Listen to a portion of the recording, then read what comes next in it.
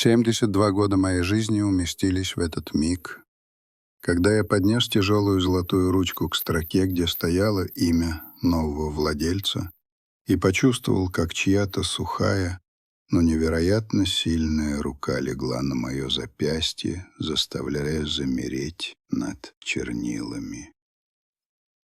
Софья Игоревна, моя ключница, моя тень и совесть, наклонилась, и ее голос, обычно едва слышный, прозвучал в мертвой тишине кабинета, как раскат грома. «Артур Петрович, не подписывайте, они вас обманывают». Племянники, до этого развалившиеся в креслах с фальшивыми улыбками, вскочили, и в их глазах, всего секунду назад лучившихся подобострастным почтением, вспыхнул такой хищный, неприкрытый гнев, что я, старый волк, прошедший через 90-е и дефолты, впервые за много лет почувствовал настоящий, обжигающий страх. Я резко отдернул руку, словно прикоснулся к голому проводу, и кожа на запястье, куда только что легла рука Софьи Игоревны, горела. 72 года. У меня было ощущение, что я стою на узкой, шаткой доске над пропастью, и только что меня толкнули обратно на твердую землю. Я, Артур Петрович Захаров, владелец фермерского хозяйства, которое в народе издавна зовут «Три дуба», по имени 3 вековых гигантских деревьев, что стоят на самом высоком холме, словно молчаливые часовые рязанской земли. 70 гектаров, кровью и потом выращенных из запустения, моя жизнь, моя боль, мое проклятие и мое утешение. Боль. Вот уже несколько месяцев это слово стало моим постоянным спутником. Оно не было пронзительным, нет. Оно было тупым, ноющим, въедливым. Утром, когда я еще до первых петухов пытался встать с широкой, еще екатерининских времен кровати, боль скручивала поясницу. Она словно говорила: «Хватит, старик, твое время прошло, сдай вахту». Сегодня рассвет был огненным, но холодным, конец сентября. Я стоял у окна в столовой, опираясь ладонями на подоконник, сделанный из того же темного, почти черного дуба, что и вся мебель в доме. За окном, вдоль грунтовой дороги, уходящей к деревне Спасская, велась тонкая призрачная дымка тумана, словно белая змея. Этот вид я знал наизусть, до мельчайших подробностей. Вот здесь, у пруда. В прошлом году я поймал самана 13 килограммов. Вот там, за рощицей. Мои отцы, а до них их отцы сеяли рожь, и эта земля никогда не подводила, пока ты сам не подводил ее. Но теперь меня подводило собственное тело. Я, всегда прямой, как струна, сгорбился. Руки, которые могли управиться с трактором, починить комбайн и поднять мешок пшеницы, теперь дрожали, когда я наливал себе кофе. Это было нестерпимо, это было унизительно. Я слышал, как на кухне, словно тихая тень, двигалась Софья Игоревна. Ей 66 лет, и я часто ловил себя на мысли, что мы — два увядающих дуба, стоящих бок о бок, поддерживающих друг друга. Она пришла сюда девочкой, 17-летней, из бедной, далекой вологодской деревни. 49 лет назад. 49 лет. Срок больше, чем половина человеческой жизни.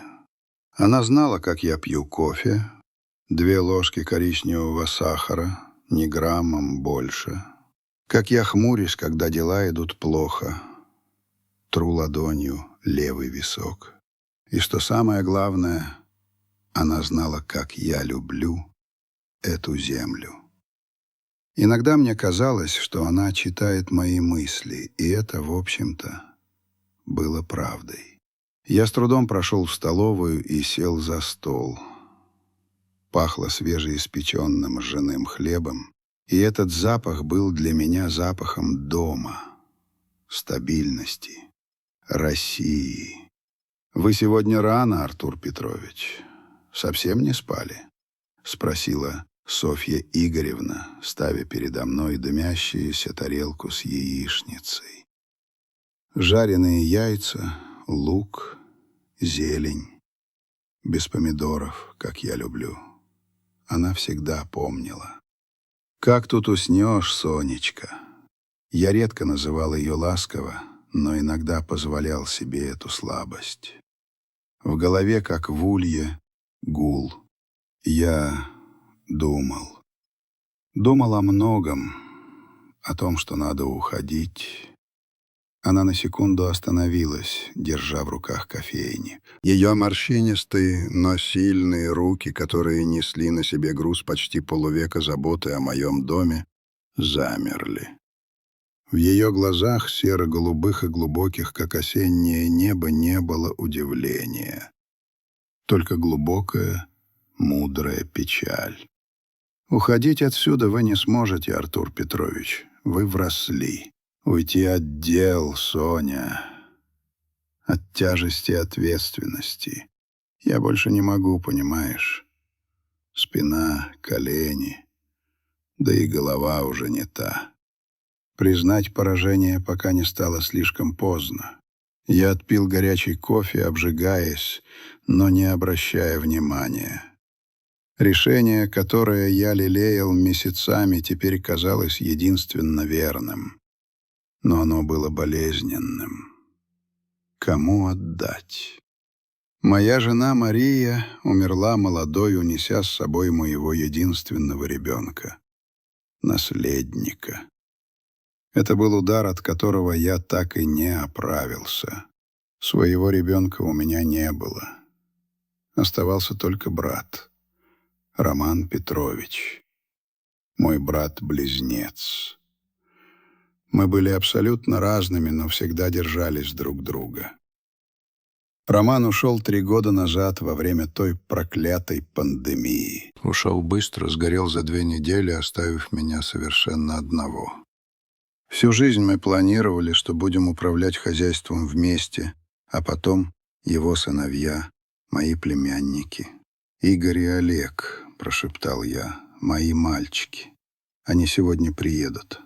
Софья Игоревна поставила кофейник и тихонько села на стул напротив. Я видел, как напряглось ее лицо. Она никогда не любила моих племянников, хотя всегда была с ними предельно вежлива. Может, чувствовала их чуждость этой земле, их городскую, отстраненную спесь. Вы же знаете, Артур Петрович, у них только Москва в глазах, большие деньги, девелоперы. Они кровь моя, Соня, кровь Романа. Кому же еще? Они приедут, как обещали, чтобы поговорить о будущем. Мне нужно сложить полномочия, отдать бразды, пока еще могу контролировать, кому и как. А не ждать, пока меня парализуют на грядке, и они прибегут делить мое имущество через суд. Это будет честно. Я доел яичницу и поднялся. Вдалеке, со стороны трассы, послышался глухой гудящий звук, который мог издавать только дорогой, мощный внедорожник, не деревенский. «Кажется, приехали», — сказал я, чувствуя, как в груди неприятно закололо. Волнение или предчувствие. Игорь Романович вышел из черного блестящего «Мерседеса» первым. Ему 45 лет, он высок и худощав, идеально скроенный серый костюм, слишком белая рубашка, слишком яркий галстук и волосы, гладко зачесанные назад, словно приклеенные. Его улыбка широкая, сияющая, слишком белая, с идеально ровными фарфоровыми зубами, не доходила до глаз. Глаза были холодными и оценивающими. Он походил на рекламный плакат, чуждой нашей земле, пропитанный запахом навоза, сена и свежей пахоты. «Дядя Артур, как же я рад тебя видеть!» Он пересек двор быстрыми длинными шагами, обнял меня слишком сильно, слишком пафосно. Объятие было не родственным, а театральным. Следом вышел Олег Романович. Он был чуть тише, чуть полнее, одет в более сдержанный, но не менее дорогой костюм. Он выглядел как его тень, но с более хищным, скрытным взглядом. «Здравствуй, дядя, ты прекрасно выглядишь. Софья Игоревна, наш вам поклон». Софья Игоревна молча кивнула. Она стояла в дверях, как каменная статуя, и ее взгляд, острый и проницательный, скользил от одного племянника к другому, изучая их с нескрываемым недоверием. Мы прошли в мой кабинет. Он был не роскошный, а рабочий. Старые карты Рязанской губернии, папки с документами, полки с книгами по агрономии и, конечно, массивный дубовый стол, за которым я работал 30 лет. «Мы привезли юриста и все документы, дядя, как ты просил», — начал Игорь, сразу переходя к делу без лишних сантиментов о здоровье и погоде. «Сегодня просто официальная встреча, чтобы ты ознакомился с планом. По сути, мы создаем управляющую компанию. Ты передаешь активы нам в управление, получаешь ежемесячное содержание, а главное — отдыхаешь. Полностью». Он достал из кожаного портфеля толстую папку. Запах дорогой, свежей типографской краски, глянцевой бумаги. Запах, который всегда был чужд 3 дубам.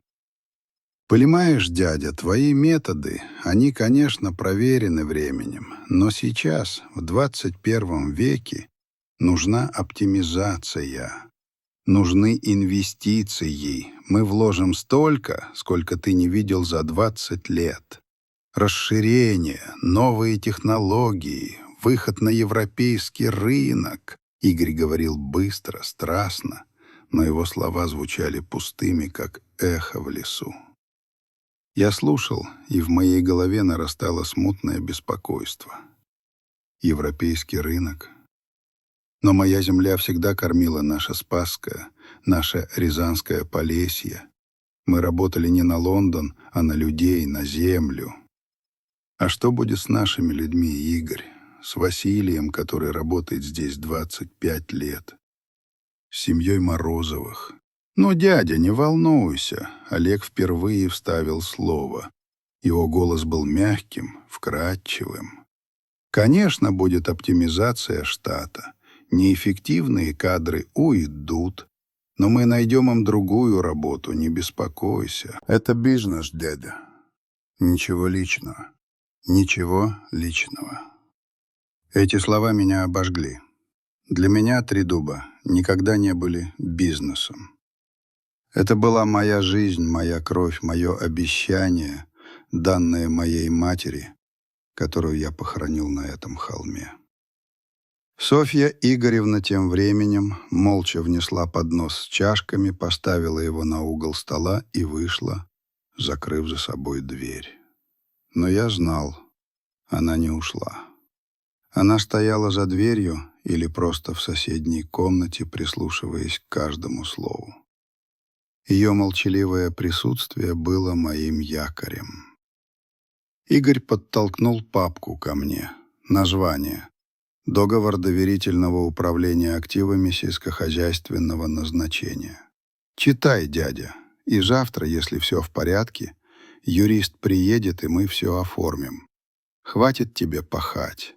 Пора жить для себя. Пора жить для себя». Мне казалось, что он предлагает мне не отдых, а тихую золотую клетку. Отстранение от всего, что имеет смысл. Я взял папку, почувствовав ее тяжесть, и посмотрел на портрет Романа, моего брата-близнеца, висевший на стене. Он смотрел на меня с немым укором. словно говорил: «Будь осторожен, Артур». С этой минуты началась моя внутренняя борьба. Борьба между верой в кровные узы и жгучим, необъяснимым предчувствием беды. Я начал читать документы, но все эти бесконечные юридические формулировки, статьи и параграфы сливались в один большой тревожный шум. Я провел остаток того дня, запершись в кабинете, испещряя карандашом поле юридического талмуда, который привез Игорь. Но чем больше я читал, тем яснее становилось. Я не понимал. Не понимал ни слова. Все эти трасты, офшоры, целевые займы под обеспечение были мне чужды, как китайская грамота. Мои законы были просты. Честное слово, пожатие руки, вера в себя и в Бога. Мои финансовые отчеты — это стопка квитанций и счет фактур, а не эти глянцевые графики и гистограммы, которыми пестрил племянниковский план. Я был человеком земли, а они людьми цифр, оторванных от почвы. Боль в спине, которую я старательно игнорировал последние несколько часов, теперь разгорелась с новой силой. Она словно требовала внимания, повторяя слова Игоря: «Пора жить для себя, дядя. Пора сложить полномочия». Бремя. Вот что такое Три дуба сейчас. Не радость владения, а тяжелая свинцовая ответственность. 70 гектаров — это не просто земля. Это работа для 80 человек в сезон. Это детский сад в селе Спасское, который мы поддерживаем. Это новый фельдшерско-акушерский пункт, который я построил 5 лет назад, потому что районная администрация только обещала. Отдавая Три дуба, я отдавал не только хозяйство, но и судьбы людей, которые мне верили. Я встал и подошел к окну. Солнце уже давно скатилось за горизонт, и небо над Рязанью окрасилось в бархатно-черный цвет, усеянный редкими, холодными звездами. Вон там, на холме, в темноте едва просматривались 3 гигантских силуэта. Мои дубы. Их посадили еще при Петре Первом. Так, по крайней мере, говорил мой прадед. Они видели все. Отмену крепостного права, революции, войны, распад Советского Союза. И они были символом этой земли, несгибаемой и вечной. Моя мать, Анна Федоровна, похоронена прямо под одним из них. Я вспоминал ее слова: «Артур, земля — это тебе не счет в банке. Это живое. Оно помнит. Ты должен о ней заботиться, а она будет заботиться о тебе». Я давал ей клятву, что дубы всегда будут стоять, а земля будет плодоносить. Как я могу теперь передать ее людям, для которых она просто объект для оптимизации? Скорбь о Марии, моей жене, снова нахлынула, как ночная волна. Ее не стало 40 лет назад. Мы ждали первенца, мальчика, которого я мечтал назвать Петром, в честь того самого царя-реформатора. Но судьба распорядилась иначе. И с тех пор в моем доме, в моей жизни всегда было ощущение пустоты, которые не смогли заполнить ни урожай, ни деньги, ни слава. Смерть Романа 3 года назад окончательно обрушила стену. Мы с ним были как 2 половинки одного целого. Роман всегда более мягкий, всегда более чувствительный. Он бы никогда не продал дубы. Он бы не допустил, чтобы кто-то с нечестными намерениями вошел в наше наследие. Я чувствовал, что, принимая решение, я предаю и его. Тихий стук в дверь вывел меня из оцепенения. «Артур Петрович, можно?» Это была Софья Игоревна. Она вошла, неся в руках глиняную кружку с теплым молоком, в которое добавила мед и какой-то целебный сбор. Я знал, что она следит за мной, как мать за ребенком. «Вы не ужинали. Хоть это выпейте. Снимет напряжение». Я кивнул, благодарный за ее ненавязчивую заботу. Она не спрашивала о документах, не обсуждала племянников. Она просто была. «Сонечка», — сказал я, отпив горячего сладкого молока, — «скажи честно, ты им не веришь, да?» Она не стала юлить. Она никогда не умела врать. «Артур Петрович, они чужие. Чужие этой земле. Их глаза. Они не видят пшеницы, не видят коров. Они видят только миллионы и нули после запятой. Они не сказали ни слова о вашем саде, который вы сами посадили, ни слова о ветеранах, которым мы помогаем. Только инвестиции и оптимизация». Ее голос был спокоен, но в нем звучала стальная уверенность.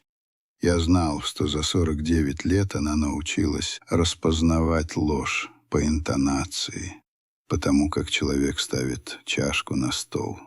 Она знала моих бывших партнеров, моих друзей, моих врагов.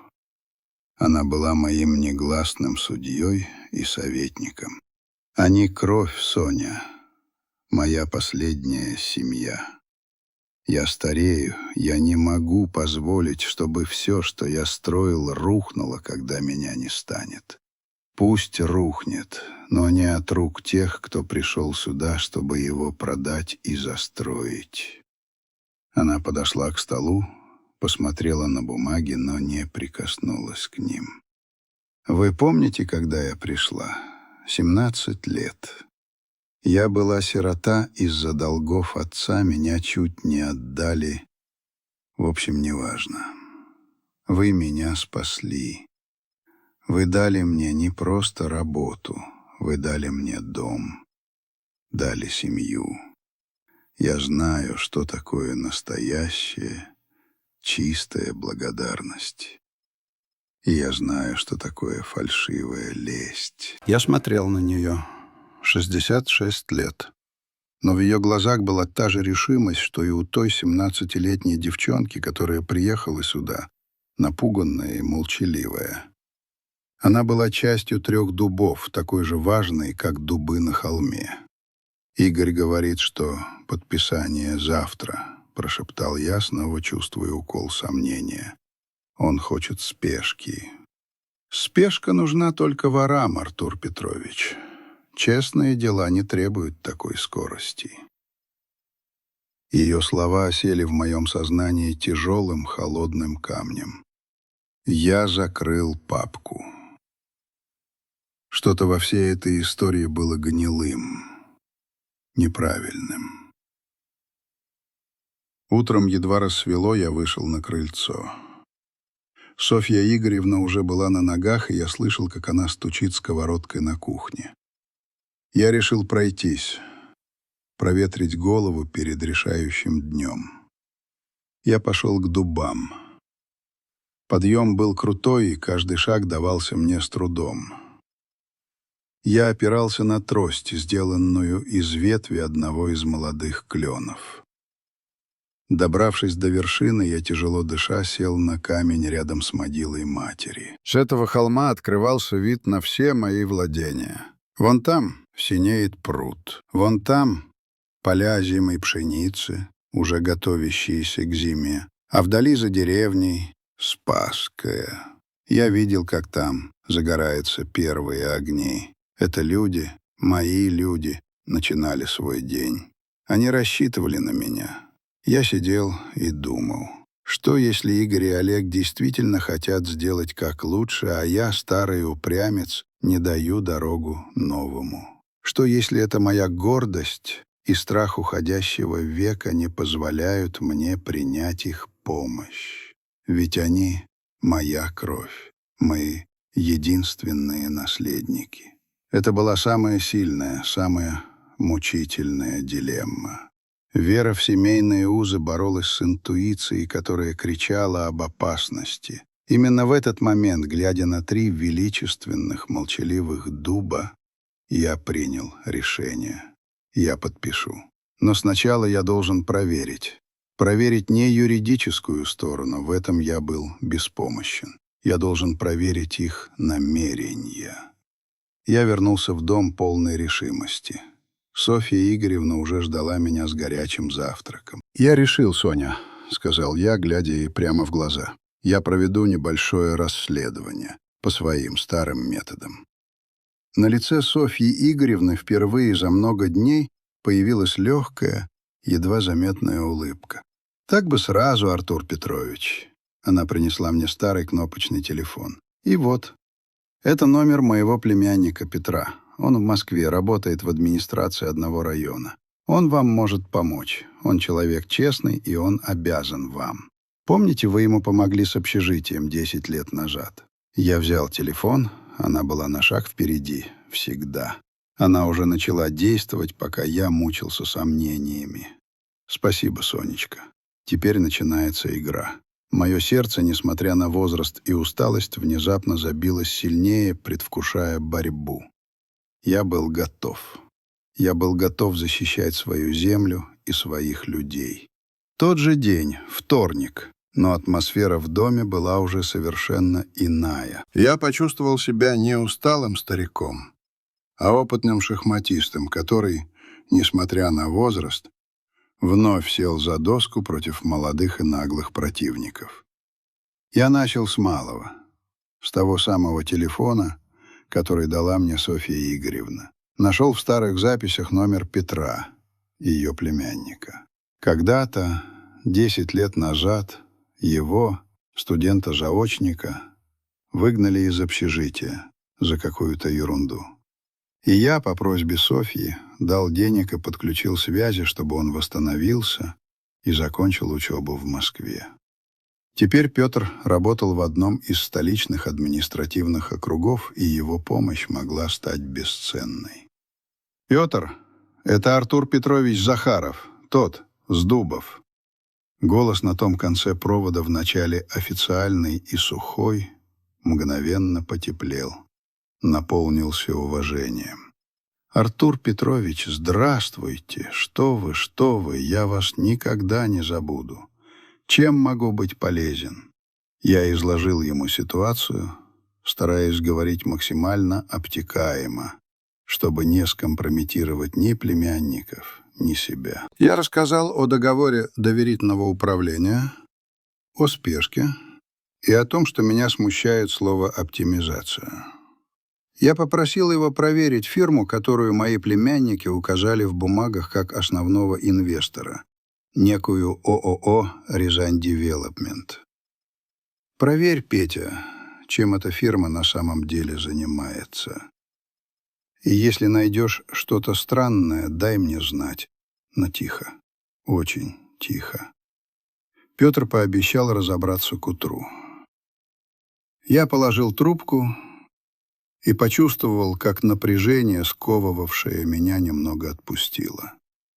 Теперь в моих руках был не только кусок интуиции, но и ниточка, ведущая в столицу, в самое сердце их городского мира. Игорь и Олег вернулись к вечеру, припарковав свой черный блестящий «Мерседес» прямо у крыльца, словно желая подчеркнуть: «Мы здесь хозяева». Они привезли с собой не только юриста, худого, нервного мужчину в очках, но и огромную коробку дорогого шотландского виски, которую поставили на стол с видом победителей. «Дядя Артур, надо отметить наше будущее партнерство». Игорь был нарочито весел. «Юрист приехал, чтобы ответить на все твои вопросы, а мы завтра утром подписываем. И ты свободен». Я сидел во главе стола в столовой, а они втроем расположились напротив. Юрист, которого звали Виталий, походил на бездушный, прекрасно настроенный механизм. На любой мой вопрос он отвечал витиеватой, многословной фразой, в которой смысл тонул, как в болоте. Я взял в руки толстую папку с договором и положил ее перед собой. Виталий, вот скажи мне как профессионал. Я старался говорить спокойно, но мой голос был на удивление жестким. В этом договоре на 27-й странице пункт 4 о целевом назначении земель. Там написано, что управляющая компания имеет право изменять целевое назначение земель с целью повышения инвестиционной привлекательности. Что это значит? Прямым русским языком. Виталий поправил очки, нервно кашлянул. Игорь и Олег напряглись.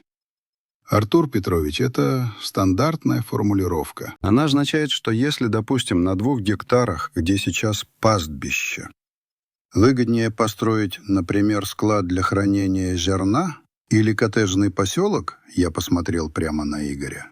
В столовой воцарилась гробовая тишина. Даже Софья Игоревна, которая незаметно стояла у буфета, накрывая на ужин, замерла. Лицо Игоря мгновенно изменилось, его фальшивая улыбка исчезла, и на ее месте появилось что-то холодное, стальное.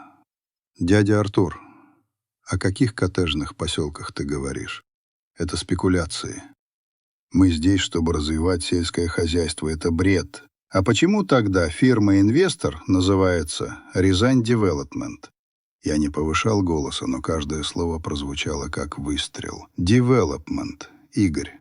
Разве это не означает строительство? Почему не Рязань Агро?» Игорь встал, его руки уперлись в стол. Он перестал играть в вежливого племянника. «Это просто юридическое название, дядя.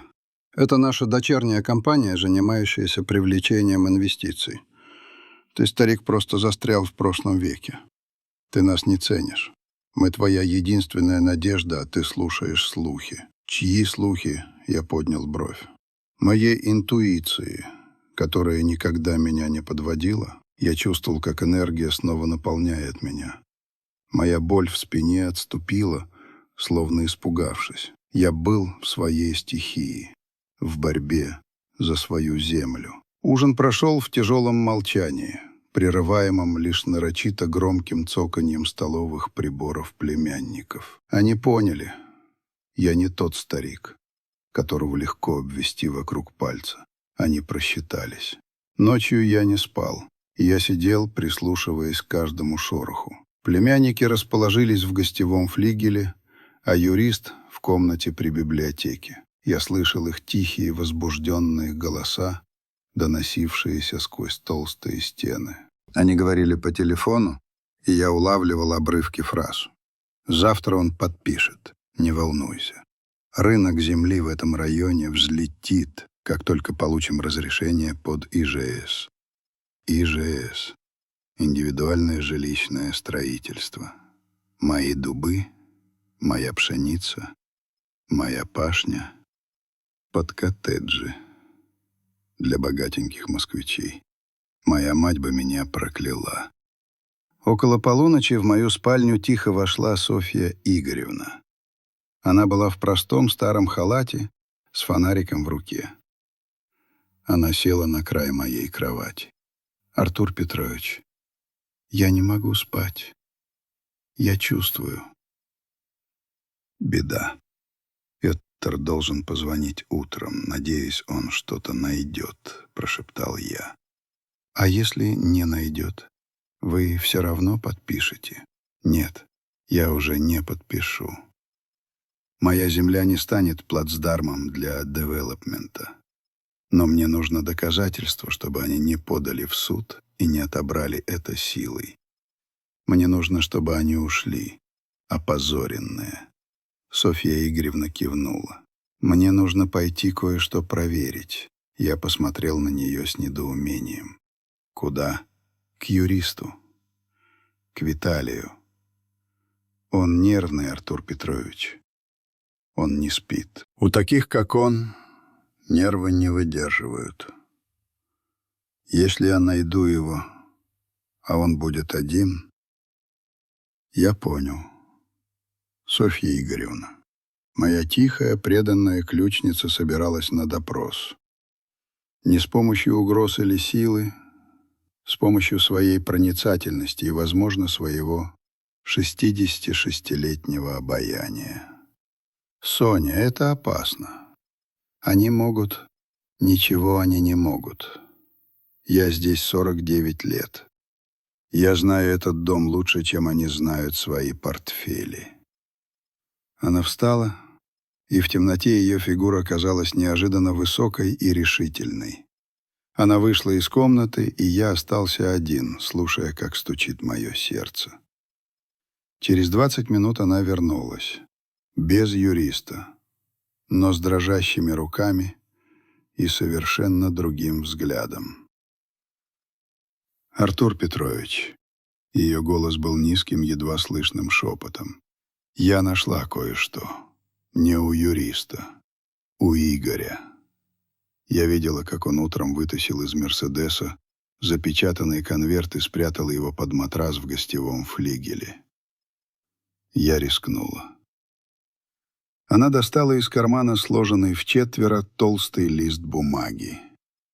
Это не часть договора. Это предварительный договор купли-продажи земли с ООО «Рязань Девелопмент».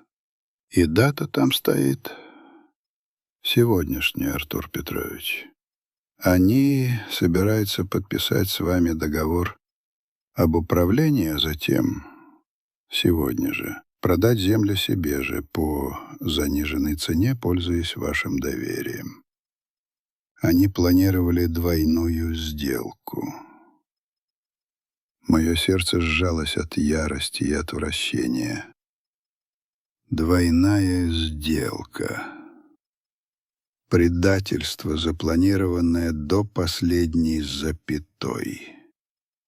Они хотели оставить меня с ежемесячным содержанием, а себе забрать миллионы, заработанные на крови и поте моих предков.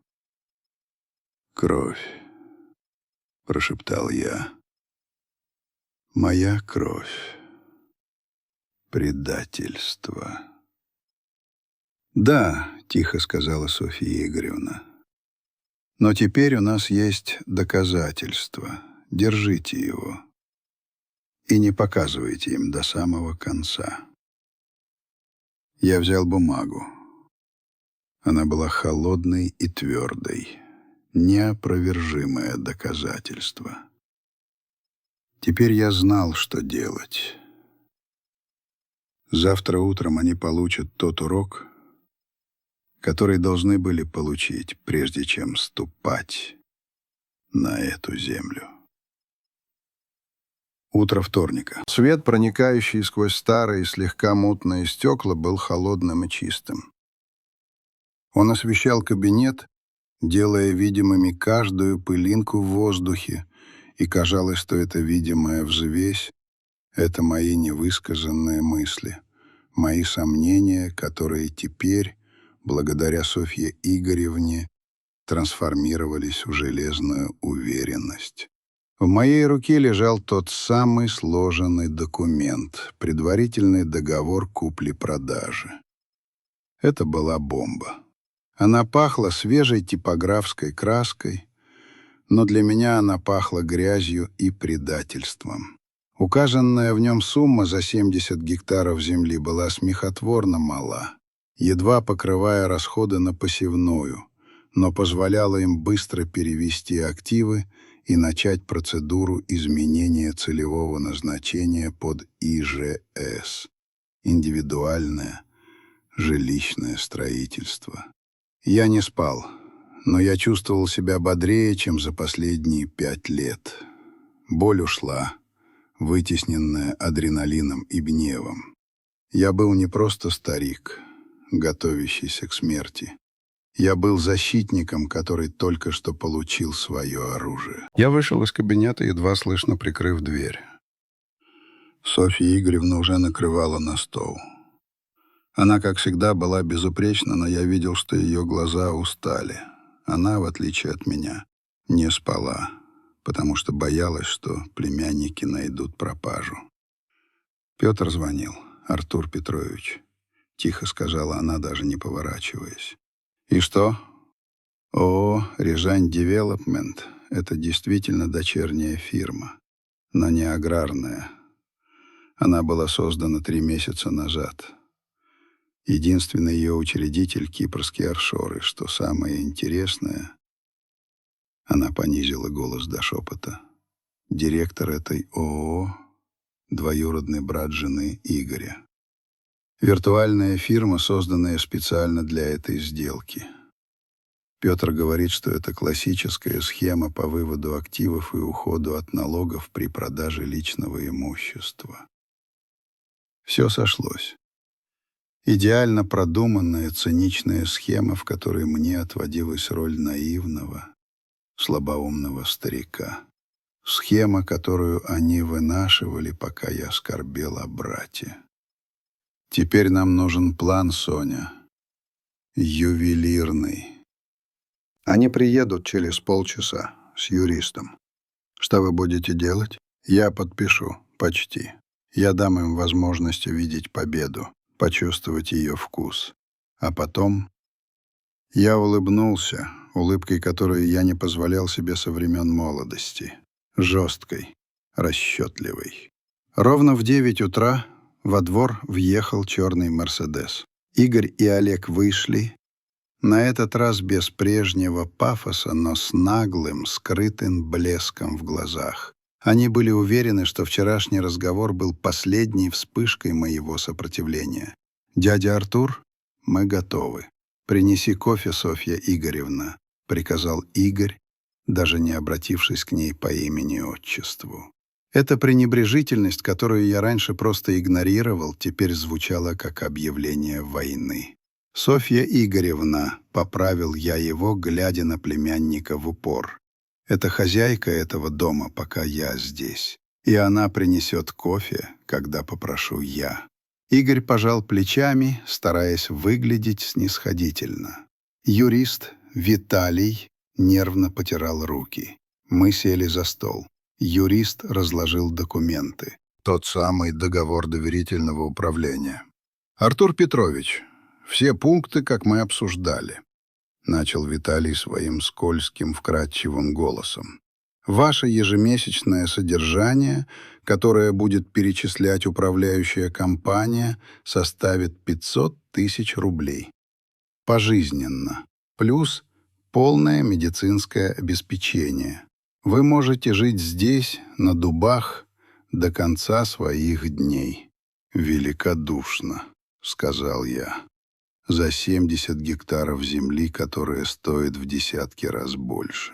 Игорь закашлялся. «Дядя, не обесценивай. Мы берем на себя все риски. Это огромная ответственность. Я знаю, Игорь, что такое ответственность. И я ее несу. 72 года. Я согласен. Я устал». Я сделал вид, что окончательно сдаюсь. Расслабился, потер виски. Взял со стола толстый древний родовой перстень. «Прошу прощения. Я просто немного волнуюсь», — пробормотал я. «Софья Игоревна, налей-ка нам всем коньяку». Племянники все-таки приехали к своему дяде. Надо отметить. Я видел, как глаза Игоря и Олега загорелись жадностью. Они уже праздновали. Они уже видели себя владельцами. Софья Игоревна вышла и вернулась с подносом.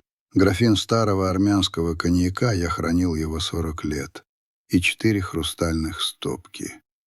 Они выпили, радостно чокнувшись. Я лишь пригубил. Юрист, подгоняемый нетерпеливым взглядом Игоря, подсунул мне папку. «Подписываем в 4 экземплярах, Артур Петрович. Вот ручка». Это была не моя золотая ручка, а ручка-автомат, которую привез Игорь. Дорогая, но бездушная. Я взял ее, почувствовал ее холод в своей ладони. Посмотрел на Игоря. Он сиял. Он ждал. Я медленно, очень медленно поднес ручку к первой строке. Это было самое главное. Моя подпись. И вот тут, в самый решающий момент, когда кончик пера уже почти коснулся бумаги, раздался резкий, неожиданный стук в дверь. Не стук Софьи Игоревны, не стук почтальона, а уверенный, властный стук чужака. Все замерли. В комнате повисла тишина, такая плотная, что, казалось, ее можно разрезать ножом. «Кто там?» — рявкнул Игорь, напуганный тем, что его триумф прерван. Софья Игоревна, которая стояла у буфета, открыла дверь. В дверном проеме стоял Петр, ее племянник. Он был одет в строгий, хотя и слегка помятый московский костюм, а его лицо выражало абсолютную серьезность и решимость. В руке он держал конверт. «Здравствуйте. Извините, что без звонка. Артур Петрович, это вам срочная почта». «Кто ты такой? Это частная встреча!» — закричал Игорь, вскакивая с места. Он не узнал скромного, тихого Петьку, которого видел много лет назад. «Я Петр, сотрудник административного аппарата Москвы», — холодно ответил Петр. «И я привез официальный запрос». Он подошел к столу и положил конверт прямо на папку с договором. Я взял конверт. Он был запечатан гербовой печатью. Это был мастерский ход. Никто, даже Игорь, не мог игнорировать официальную бумагу. «Что это, дядя?» — голос Олега дрогнул. Я не спеша разорвал конверт и развернул документ. Это был официальный запрос из Москвы о предоставлении информации по финансовым операциям ООО «Рязань Девелопмент» и ее связях с кипрскими структурами. Петр постарался. Игорь подбежал, и его лицо было искажено паникой. «Что это за ерунда? Мы здесь подписываем договор». «Я знаю, Игорь», — сказал я, откладывая запрос в сторону. И я был готов подписать. Но теперь я думаю, что мне нужно немного больше времени. Сначала я должен выяснить, с кем я заключаю договор. Не так ли, Виталий? Твой клиент, Рязань Девелопмент, находится под проверкой. Юрист, Виталий, побледнел. Он не хотел быть втянутым в расследование. Я не в курсе, Артур Петрович. Моя роль — только юридическое сопровождение. Тогда ты свободен, Виталий. А вы, племянники...» Я встал. Моя фигура, хоть и сгорбленная, нависла над ними. «У вас был шанс, честный шанс. Вы могли приехать сюда, сказать: «Дядя, мы будем работать, как ты, с любовью к земле». Но вы приехали с грязной схемой и кипрскими офшорами». Игорь, оправившись от шока, вновь стал агрессивным. «Ты несешь бред, старик. Это все твоя сумасшедшая домработница. Ты нам не веришь? Я верю вот этому». Я взял в руку сложенный вчетверо лист. «Предварительный договор купли-продажи с ООО «Рязань Девелопмент», который ты спрятал под матрасом, Игорь, с сегодняшней датой. Сделка должна была состояться, как только я подпишу доверительное управление. Вы собирались меня обворовать, Игорь. Обворовать моего брата. Все. Кульминация. Все маски были сброшены». Лица племянников были как маски трагедии, искажены яростью, стыдом и поражением. В этот момент кабинет перестал быть уютным убежищем и превратился в поле боя. Воздух звенел от напряжения, а тишина, последовавшая за моим разоблачением, была тяжелее любого крика. Я держал в руке документ, приговор их алчности. Игорь и Олег, застигнутые врасплох, утратили всякое подобие лоска и цивилизованности. «Ты рылся в моих вещах?» — зарычал Игорь, его голос сорвался на визг. «Как ты посмел? Это преступление!» «Преступление, Игорь, это обманывать родного дядю, который тебе доверял», — ответил я, глядя ему прямо в глаза. Мой голос был низким и ровным, в нем не было ярости, только холодное, ледяное разочарование. «Преступление — это предавать память своего отца и пытаться продать землю, которую он любил. А я просто защищал то, что мне дорого. И ты сам привез доказательства своего намерения прямо мне под нос. Олег, который до этого держался в тени, попытался спасти положение. Он был бледный, но в его глазах еще теплилась надежда. «Дядя Артур, успокойся. Это недоразумение. Это просто черновик. Мы хотели обсудить все варианты. Мы твоя семья». «Нет», — отрезал я. «Семья не обманывает. Семья не планирует, как лишить старика всего, что ему принадлежит, оставив его в золоченной клетке с 500 000 рублей в месяц, пока вы заработаете миллиарды на коттеджах. Семья — это Софья Игоревна, которая, рискуя всем, нашла это». Я кивнул в сторону Софьи Игоревны. Она стояла у стены, прямая и неподвижная, как береза в зимнем поле.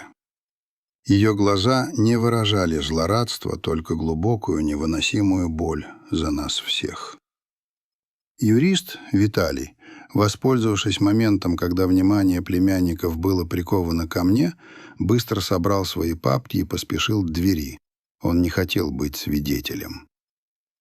«Ты заплатишь за это, старик», — угрожающе процедил Игорь, его лицо налилось кровью.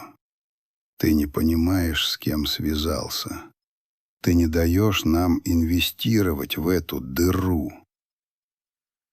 «Моя дыра, Игорь, кормит 80 семей в Спасском, а твои инвестиции кормит только твой кипрский офшор». Я поднял руку, останавливая его. «Теперь послушай меня внимательно.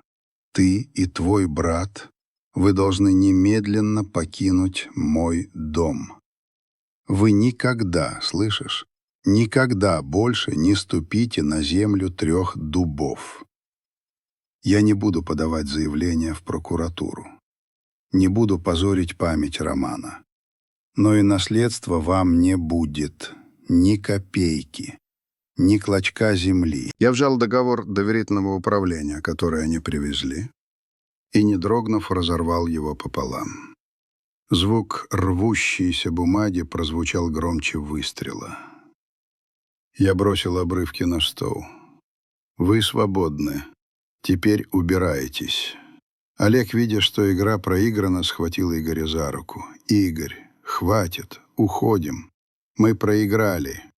Игорь в последний раз метнул на меня взгляд полный ненависти. Это был взгляд не племянника, а хищника, которому вырвали добычу из пасти. «Ты пожалеешь об этом, Артур Петрович.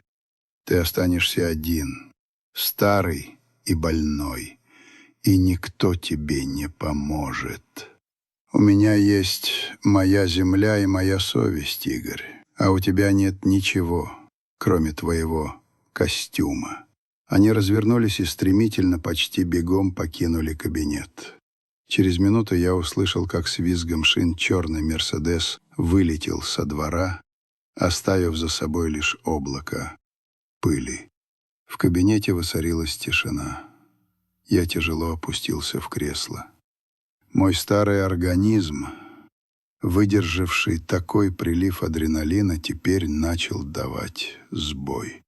Руки дрожали, в висках стучало, и боль в спине вернулась с удвоенной силой, словно говоря: «Ты победил, но какой ценой?» Софья Игоревна подошла ко мне. Ее глаза были полны слез, но на лице играла слабая искренняя улыбка. «Ну вот и все, Артур Петрович, прошло». «Прошло, Сонечка», — прошептал я, — «но могло быть иначе. Если бы не ты...» Она взяла со стола рваные клочки договора и бережно, словно это были осколки хрусталя, выбросила их в корзину. Затем она принесла мне стакан воды и села рядом. «Ты спасла меня, Соня. Спасла не просто от потери денег. Ты спасла меня от самого себя, от позора, от того, чтобы уйти из жизни, предав самое святое. Ты моя семья, Сонечка. Вот она, моя кровь и моя верность». Она не смогла сдержать слез. Я видел, как тяжело ей далась эта битва.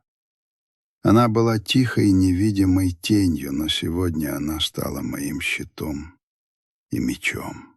Я не могла допустить, чтобы вы продали 3 дуба. Я здесь 49 лет, Артур Петрович. Я знаю, что чувствуют дубы, когда их хотят срубить. «А теперь что?» — спросил я, чувствуя невероятную усталость. «Я остался один, старый, без наследника». «Вы не один», — твердо сказала Софья Игоревна. «Вы Артур Петрович Захаров, и у вас есть 70 гектаров земли, которая ждет, что вы ей скажете. И у вас есть я, и у меня есть дети». Ее слова повисли в воздухе. Дети. Софья Игоревна никогда не была замужем, но у нее было 2 взрослых детей, которых она родила от разных отцов, работая здесь, и которых я всегда негласно поддерживал. Они жили в Рязани, редко приезжали, но были людьми честными и трудолюбивыми. «Твои дети», — начал я, — «они не претендуют, Артур Петрович, но они выросли на этой земле, они знают цену труда, они видели, как вы работаете, и они обязаны вам за все». В этот момент в моей голове, полной усталости, внезапно вспыхнула яркая, ослепительная идея. Это было решение, которое убивало 2 зайцев, решало проблему наследства и защищало землю. «Мы не будем искать наследника, Соня», — сказал я. Моя усталость словно испарилась. «Мы создадим наследие». Я посмотрел на нее. Она ждала. «Мы создадим фонд 3 дуба. Мы сделаем хозяйство собственностью общины. Или кооперативом, но на особых условиях. Мы будем не просто работать на земле. Мы будем служить ей. Мы привлечем твоих детей и других честных людей. Мы будем развивать деревню. Это будет место, где честность и труд будут цениться выше денег и кипрских офшоров. Это будет моим финальным актом, моей клятвой матери». На лице Софьи Игоревны расцвела такая светлая, такая чистая улыбка, какой я не видел на ее лице, кажется, с той поры, как она приехала сюда 49 лет назад. Это лучше, чем любой наследник, Артур Петрович. Это навсегда. После того, как за племянниками закрылась дверь и утих шум их отъезжающей машины, в доме воцарилась невероятная, благословенная тишина. Эта тишина была не пустой, а наполненной, словно свежее дыхание после грозы. Я сидел в своем кресле, и хотя физическая боль никуда не делась, душевная, та, что мучила меня месяцами, отступила. Я чувствовал себя на 20 лет моложе. Рядом, у стола, стояла Софья Игоревна. Мы не спешили. Мы пережили маленькую войну, и теперь наступило время для мира и созидания. «Сонечка, ты понимаешь, что ты сделала?» Я взял ее руку, покрытую морщинами, но твердую, как кора старого дерева. «Ты спасла не только дубы. Ты спасла мое достоинство, мою веру. Я уже почти готов был поверить, что в этом мире нет ничего, кроме денег и предательства». «Вы сами меня научили, Артур Петрович», — ответила она. Ее голос был мягок. «Вы научили, что честная жизнь, пусть и тяжелая, всегда победит ложь. И они ошиблись, думая, что я просто старая домработница. Они не видели, что я хозяйка этого дома, что я люблю его. Я думал о том, как цинично они планировали свое нападение. Приезжали с улыбками, с дорогими подарками, с показным уважением. И все это время под маской родственной заботы скрывалась одна единственная цель — 70 гектаров земли под застройку, чтобы умножить их московские капиталы. «Мой брат Роман», — прошептал я, глядя на его портрет, — «он бы никогда этого не допустил. Они, его сыновья, предали его дважды. Сначала, когда наплевали на его заветы, и сейчас, когда попытались обмануть меня. «Не думайте о них, Артур Петрович», — мягко посоветовала Софья Игоревна. «Они сделали свой выбор. Бог им судья. Нам нужно думать о том, что строить дальше. Вы сказали про фонд?» Я кивнул. Идея, пришедшая так внезапно, теперь казалась единственно верной. Мы назовем его «Общественный фонд «Три дуба». Мы передадим землю в долгосрочное управление, но не частным лицам, а общине, которая обязана будет соблюдать сельскохозяйственный профиль. Это будет гарантия того, что здесь никогда не вырастут коттеджи. А управление будет в руках тех, кто доказал свою верность. Я посмотрел на Софью Игоревну. Твои дети, Соня. Елена и Николай. Они оба получили хорошее образование. Они работают в Рязани. Лена — экономист, Коля — инженер. Они выросли на этой земле. Они знают ее, но при этом разбираются в современных схемах, в отличие от меня. Они будут во главе. Софья Игоревна выдохнула, ее глаза расширились от неожиданности и гордости. «Артур Петрович, это великий дар. Они не ожидали. Они никогда не просили. Именно поэтому, Сонечка, — улыбнулся я, — потому что они не просили. Я хочу, чтобы они управляли 3 дубами как своим домом, а не как активом. И их главная задача будет не прибыль, а благополучие людей в Спасском. Новые рабочие места, поддержка школы, ремонт дорог. Вот что значит наследие. Мы провели весь день, обсуждая детали. Я чувствовал, как энергия фонда, как новое вино, наполняет меня. Я больше не думал о пенсии и покое, я думал о будущем. «А как же вы, Артур Петрович?» — спросила Софья Игоревна под вечер, когда мы сидели на веранде, наблюдая, как осеннее солнце уходит за дубы. «А я? Я буду почетным председателем.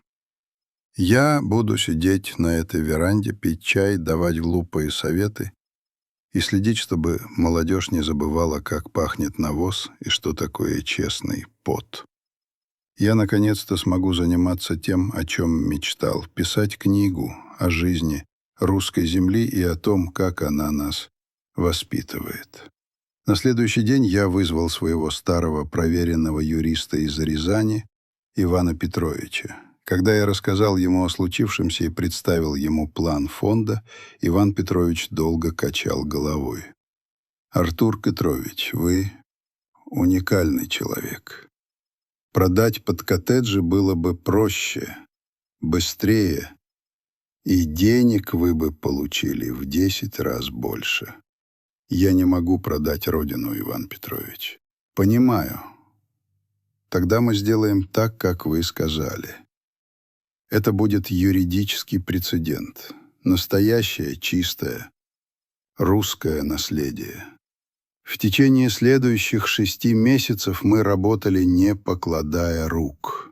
Мы оформили фонд, ввели в правление Лену и Колю, а также нескольких самых уважаемых жителей Спасского. Мы создали абсолютно прозрачную структуру, которая гарантировала: земля останется землей, а прибыль будет реинвестироваться в развитие хозяйства и общины. Игорь и Олег исчезли из моей жизни, как злые призраки. Они, конечно, пытались что-то узнать, звонили знакомым, но фонд был защищен законом, и они не могли ничего сделать. Я услышал, что их «Рязань Девелопмент» попала под серьезную проверку в Москве после того запроса, и им пришлось срочно свернуть все свои кипрские схемы. А три дуба расцвели. Лена, экономист, упорядочила финансовые потоки, а Коля, инженер, начал внедрять новые, более эффективные и экологичные методы обработки земли. Я, наконец-то, мог сидеть и наблюдать, как молодежь, моя новая семья, берет бразды правления. В один из весенних дней, когда земля уже прогрелась, и воздух был наполнен ароматом свежей пахоты, я сидел на той же веранде. Мне было уже 73 года. Софья Игоревна, теперь уже не просто ключеница, а заместитель председателя фонда по административным вопросам, принесла мне чай. «Посмотрите, Артур Петрович», — она указала рукой на поле. «Сын Коли, Ванечка, ему 10 лет, он помогает Василию сеять новую культуру. Он уже знает, как пахнет земля». Я смотрел на маленького мальчика, будущего наследника этого фонда, который уже с детства познавал тяжелый, но честный труд. «Знаешь, Соня, что самое странное во всем этом?» — спросил я, глядя на закат. «Что, Артур Петрович? Что без их предательства, без Игоря и Олега я бы никогда не нашел в себе силы создать это. Я бы просто умер, оставив после себя нерешенную проблему. Их алчность заставила меня искать истинную ценность, а истинная ценность — это ты, твои дети и эта община». Софья Игоревна встала, подошла к перилам и посмотрела на дубы, купающиеся в золотистом свете заката. «Вы не просто построили фонд, Артур Петрович, вы построили семью, настоящую». «Да, Сонечка», — ответил я, чувствуя невероятный покой, который был лучше любого отдыха. «Спасибо, что спасла мою жизнь». «Спасибо, что спасли мою», — ответила она с улыбкой, в которой слились 50 лет преданности и 2 года нового, общего дела. И вот, когда над Рязанской землей зажглись первые звезды, я, Артур Петрович Захаров, не старик, ожидающий конца, а патриарх, создавший наследие, понимал. Истинная семья определяется не кровью, а взаимным обязательством сделать мир лучше. И что самая горькая измена может обернуться самым большим благословением. Верность всегда стоит больше крови.